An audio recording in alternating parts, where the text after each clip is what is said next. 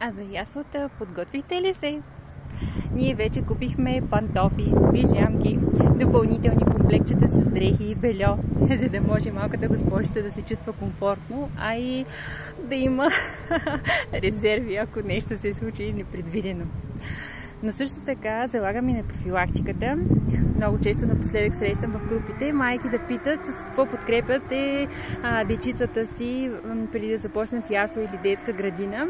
Да ви кажа, за мен този въпрос отдавна е решен. Аз вярвам, че има смисъл, когато го правим ежедневно, а не само една седмица преди да се започне посещението на детското заведение. Аз съм избрала продукти на Aquasource и съм горда със своя избор, защото вече повече от 2 години и половина аз виждам как се чувстват децата, как боледуват в сравнение с преди, когато с каката не познавахме продуктите, и съм доволна от резултатите.